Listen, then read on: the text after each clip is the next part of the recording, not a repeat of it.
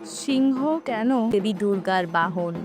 মহিষাসুরের অত্যাচারে যখন দেবতা ও মানুষ সবাই অসহায় হয়ে পড়েছিল, তখন সমস্ত দেবতা তাদের শক্তি মিলিয়ে সৃষ্টি করেন মহাশক্তি দেবী দুর্গার।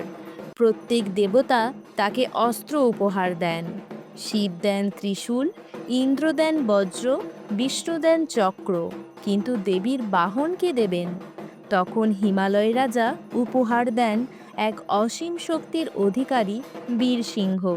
সিংহ শুধু শক্তির প্রতীক নয়, এটি অহংকার ও আসক্তিরও প্রতীক। দেবী দুর্গা সিংহের পিঠে চড়ে যুদ্ধক্ষেত্রে প্রবেশ করেন। এটি বোঝায় যিনি নিজের অহংকার ও আসক্তিকে জয় করতে পারেন, তিনিই প্রকৃত শক্তিশালী। সিংহের বন্য শক্তি আর দেবীর শান্ত জ্ঞান মিলেই তৈরি হয় অপরাজেয় ক্ষমতা।